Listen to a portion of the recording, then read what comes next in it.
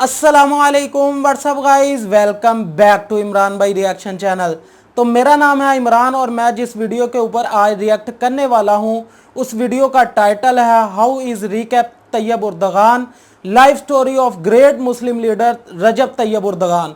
तो इस वीडियो के अंदर रजब तैयब उर्दगान जो तुर्की के सदर है उनकी पूरी लाइफ स्टोरी उर्दू के अंदर बताई गई है, उनकी बायोग्राफी। तो इस स्टोरी के अंदर बताया गया कि तैयब उर्दगान एक हाफिज़ कुरान भी है और कैसे ठेला लगाने से उनका सफ़र शुरू होता है, यानी वो अपनी इब्तदाई ज़िंदगी के अंदर ठेला लगाया करते थे। तो ठेला लगाने से उनका सफ़र शुरू होता है और वह कैसे अपनी मनाजिल तय करते करते तुर्की के सदर बन जाते हैं। तो बहुत ही ज़बरदस्त किस्म की है आज की हमारी ये वीडियो, तो इस वीडियो को आखिर तक ज़रूर देखिएगा। तो अपनी आज की इस वीडियो को शुरू करने से पहले मैं अपने तमाम व्यूअर से ये रिक्वेस्ट करता हूं कि जिन्होंने भी अभी तक हमारे चैनल को सब्सक्राइब नहीं किया वो सबसे पहले हमारे चैनल को सब्सक्राइब कर लें और साथ ही मौजूद बेल नोटिफिकेशन को भी ऑन कर लें। तो चले बिना वक्त को ज़ाया किए तैयब उर्दगान की लाइफ स्टोरी के बारे में ये अमेजिंग किस्म की वीडियो देखते हैं। तो लेट्स गेट स्टार्टेड।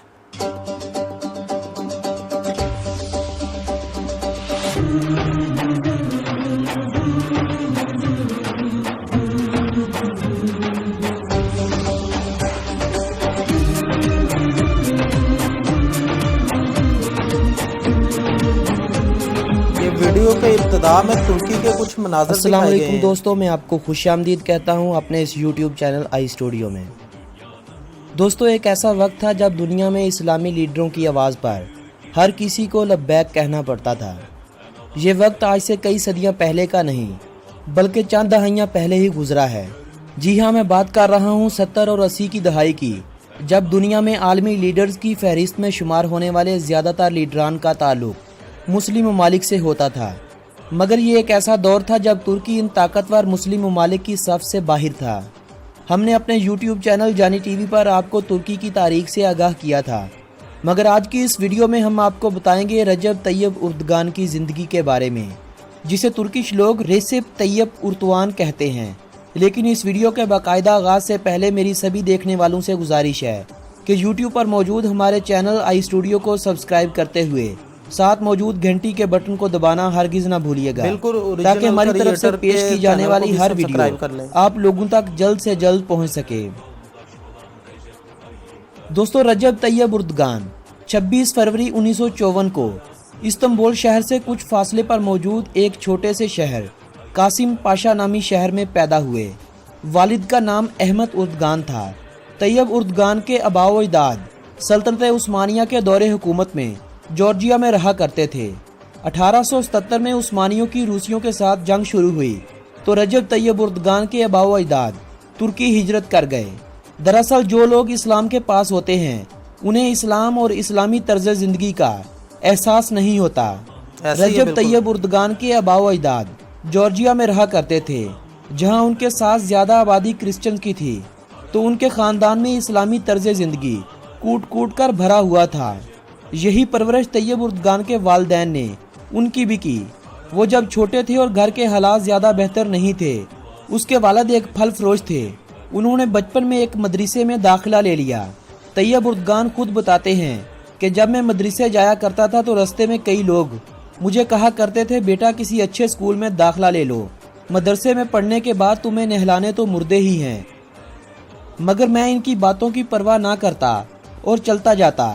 वो जब मदरसे से वापस घर आते तो लीमू का शरबत का ठेला लगाते, जिनसे उनका गुजर बसर हो जाता। क्या बात है जी। 1973 में उन्होंने कुरान पाक हिफ्ज किया और अपनी हाई स्कूल की तालीम मुकम्मल की। 1978 में उन्होंने एमाइन उर्दगान से शादी की, जिनसे उनके 4 बच्चे पैदा हुए।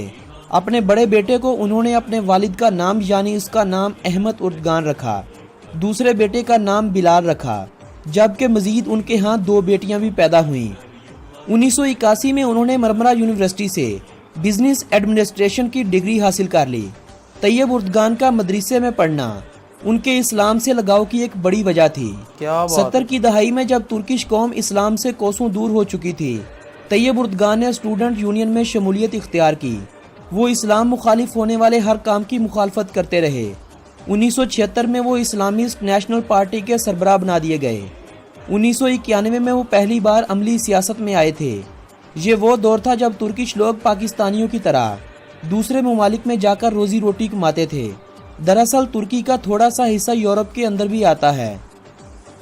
तुर्की की हालत ये हो चुकी थी कि तुर्की में स्कार्फ पहनने पर पाबंदी आई थी। बिल्कुल ऐसे ही मर्द था। और औरत चाहते थे कि पूरी तुर्की को यूरोप बना दिया जाए।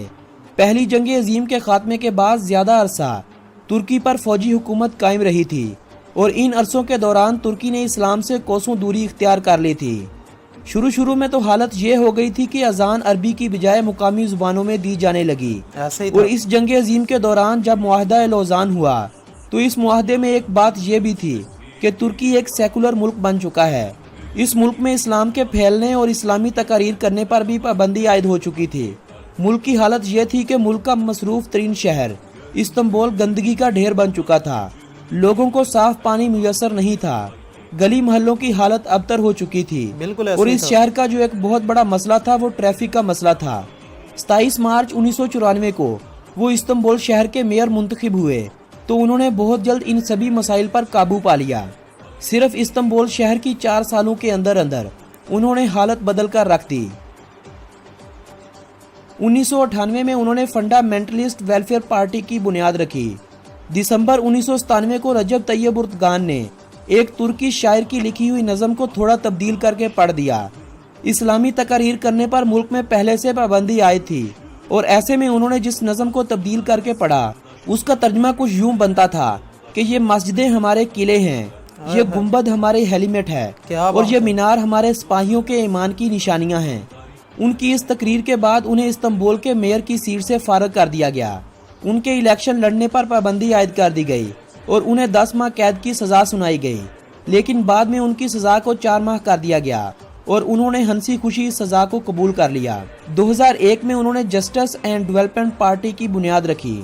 2002 के इलेक्शन में पहली बार उन्होंने पार्टी लीडर की हैसियत से शमूलियत इख्तियार की थी। क्या बात है। उनकी पार्टी ने इस इलेक्शन में 34.3% की शरह से इलेक्शन को जीत लिया।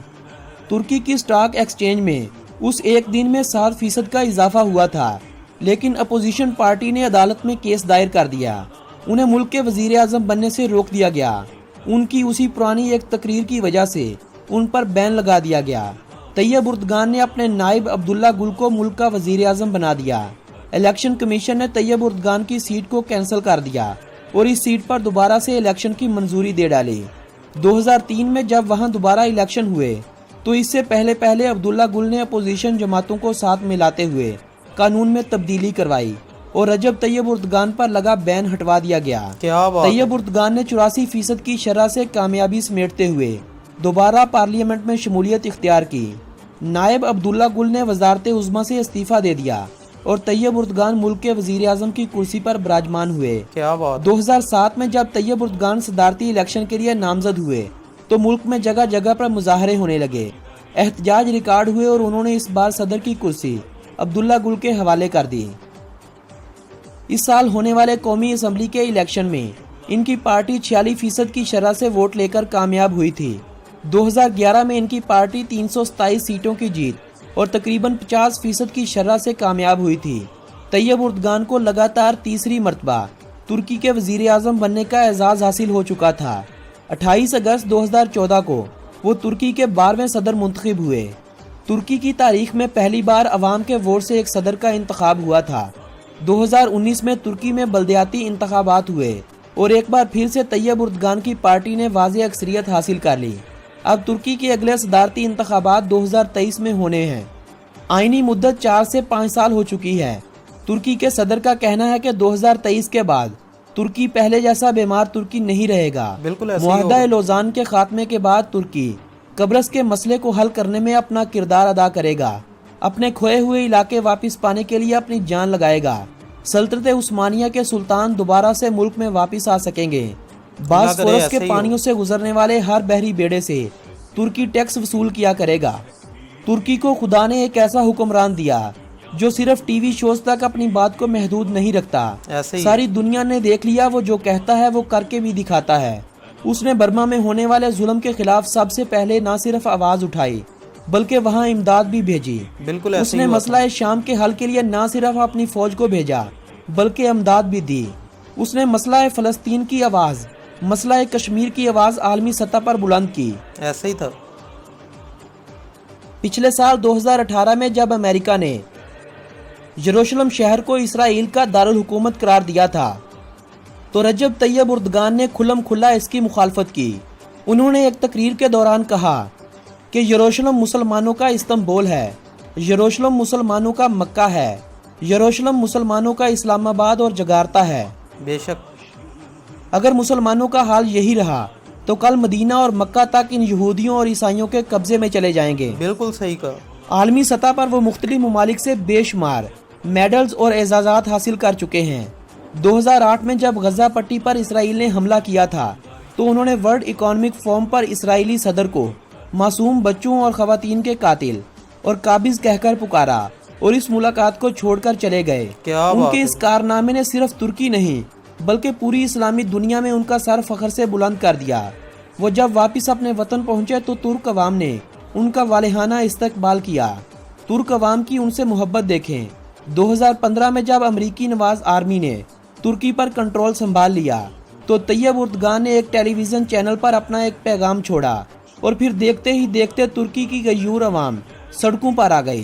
क्या दुनिया बात की तारीख में पहली बार ऐसा मंजर देखा जा रहा था जब एक तरफ ट्रेन आर्मी थी और दूसरी तरफ पुलिस और हाथों में डंडे और पत्थर लिए तुर्की की मासूम अवाम जो इन टैंकों के आगे लेट गई और चंद घंटों के अंदर अंदर फौज से कब्जा वापस ले लिया गया। क्या बात इस है। बगावत में मुलव्वस सैकड़ों फौजियों को सजाएं हुई और इस बगावत को अंजाम देने वाला CIA का एजेंट जो तुर्की में रहाइश पजीर था उसे सजाए मौत सुना दी गई। अमेरिका ने अपने इस एजेंट को छुड़वाने के लिए तुर्की के स्टील और दीगर अशिया पर इजाफी टैक्स लगा दिया।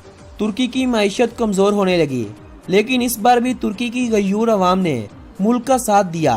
डॉलर बेचकर मुल्क की करेंसी खरीद ली। एप्पल और सैमसंग की जगह मुल्की मोबाइल फोन को तरजीह दी। क्या बात अमेरिका है। से आने वाले दसियों इकसाम के फ्रूट और दीगर साजो सामान पर तुर्की ने पाबंदी लगा दी। इस मौके पर कतर ने तुर्की का बड़ा साथ दिया जिससे तुर्की की लड़खड़ाती मईशत को सहारा मिला और तुर्की अपने पैरों पर दोबारा से खड़ा हो गया। चंद माह पहले जब तुर्की ने रूस से एयर डिफेंस डील की तो अमेरिका ने तुर्की को धमकियां लगाईं, मगर तैयब उर्दगान ने इस बार भी अपनी बात पर कायम रहने का फैसला किया और अमेरिका को बतला दिया कि हम तुम्हारे बाप के नौकर नहीं। बेशक जब से ऐसा ही तैयब है। उर्दगान आया है तुर्की वो पहले वाला तुर्की नहीं रहा। मुल्क में मेट्रो, रेल और एयरपोर्ट का जदीद निज़ाम बिछाया जा चुका है। दुनिया का दूसरा सबसे मसरूफ तरीन एयरपोर्ट बहुत जल्द इस्तांबुल का नया एयरपोर्ट होने वाला है। बेशक। पाकिस्तान में लाहौर मेट्रो ट्रेन और डॉल्फिन फोर्स भी तुर्की की दी गई हैं। आज तैयब उर्दगान का नाम दुनिया में अपना नाम रखने वाले 500 बड़े मुसलमान लीडर में पहले नंबर पर होता है। क्या और बात हमारी दुआ है कि तुर्की उनकी क़यादत में ऐसे ही तरक्की करता रहे। अल्लाह हमारे मुल्क को भी तैयब उर्दगान जैसा एक हीरो दे आमीन। जिसने हालिया दिनों में लीबिया में सैकड़ों टैंकों के साथ अपनी फौज को रवाना किया। एक ऐसा वक्त जब पाकिस्तानी लीडर लीबिया से पाकिस्तानियों के निकल जाने की बात कर रहे थे। यही वो लीडर है जिसने अपने दौरे हुकूमत में IMF का 23 अरब डॉलर से जायद का कर्जा वापस करके IMF को कर्जे की ऑफर भी कर दी। क्या तुर्की बात में है। 12 साल से कम उम्र बच्चों के कुरान पाक पढ़ने पर पाबंदी आयद थी। उन्होंने इस पाबंदी को खत्म किया जिससे मदरसों में मौजूद 68,000 की तादाद 8 लाख में तब्दील हो गई। तुर्क सदर ने सिर्फ एक साल के अंदर अंदर 17,000 नई मस्जिद तामीर करवाई और कई बंद मसाजिद को दोबारा बहाल किया। क्या बात तुर्की में खवातीन दौरान ड्यूटी पर्दा नहीं कर सकती थी, लेकिन आज ये पाबंदी खत्म हो चुकी है। औरतें पर्दे के साथ ड्यूटी कर रही हैं। ज़र्रे मुबादला के ज़खायर 26 अरब डॉलर से 150 अरब से भी तजावज़ करवाए। मुल्क में 26 नए एयरपोर्ट्स तामीर करवाए। दुनिया में साफ साहिलों का एजाज़ पिछले कई सालों से तुर्की को हासिल हो रहा है। तुर्की सिर्फ सियाहत से हर साल 40 अरब डॉलर से ज़ायद आमदनी बना रहा है। इनके दौरे हुकूमत में पानी, बिजली और गैस की लोड शेडिंग को ख़त्म किया गया और बिलों में नुमायां कमियां की गईं। तुर्किश एयरलाइन को यूरोप की पहली और दुनिया की 7वीं बड़ी एयरलाइन का दर्जा दिलवाया गया। क्या आप जानते हैं कि रजब तैयब उर्दगान की तनख्वाह कितनी है? इस वक्त उनकी तनख्वाह 13,000 डॉलर से कुछ जायद है, जो पाकिस्तानी रुपयों में 20 लाख के करीब बनती है। दोस्तों, ये थी तैयब उर्दगान की ज़िंदगी की कहानी। इनकी ज़िंदगी अभी ख़त्म नहीं हुई और ना ही इस कहानी में मैंने सभी बातों की तफसील शामिल की है। बिल्कुल। मुआहदा लौज़ान क्या है, बहुत जल्द मैं एक वीडियो बनाऊंगा जिससे आपको एहसास हो जाएगा कि 2023 के बाद तुर्की कैसा दिखाई देगा। आज की हमारी ये वीडियो अगर आप दोस्तों को पसंद आई हो तो इस वीडियो को अपने अजीज़ो अहबाब के साथ व्हाट्सएप और फेसबुक वाल पर शेयर करते हुए अपनी पसंदीदगी का इजहार करें। बहुत मेरी हौसला जबरदस्त है अफजाई के यार लिए इस वीडियो वीडियो ये। को लाइक और कमेंट करना मत भूलिएगा। आप दोस्तों से मुलाकात होगी बहुत जल्द ऐसी ही किसी मालूमाती वीडियो के जरिए। तब तक के लिए अपने इस दोस्त मोहम्मद नबील को दीजिएगा इजाज़त। अल्लाह निगहबान।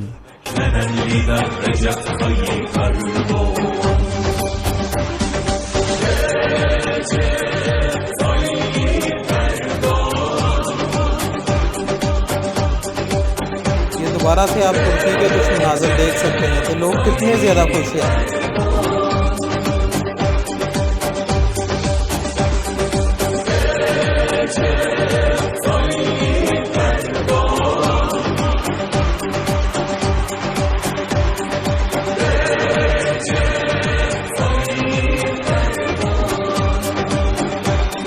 ज़बरदस्त किस्म के मनाज़िर हैं यार। जी तो प्यारे व्यूअर्स, उम्मीद करता हूं कि आज की ये नॉलेजेबल वीडियो आपने पूरी एंड तक ज़रूर देखी होगी। तो आज की इस वीडियो के अंदर तैयब उर्दगान की सबसे पहले इब्तदाई ज़िंदगी का बताया गया है। तो बहुत ज़्यादा डिटेल के साथ इस वीडियो के अंदर बताया गया है कि तैयब उर्दगान के जो आबाओ अजदाद थे वो जॉर्जिया में रहा करते थे, तो वहाँ से हिजरत करके तुर्की के अंदर आए थे। तो इस वीडियो में बताया गया कि इब्तदाई ज़िंदगी में तैयब उर्दगान को किन किन मुश्किलात का सामना करना पड़ा।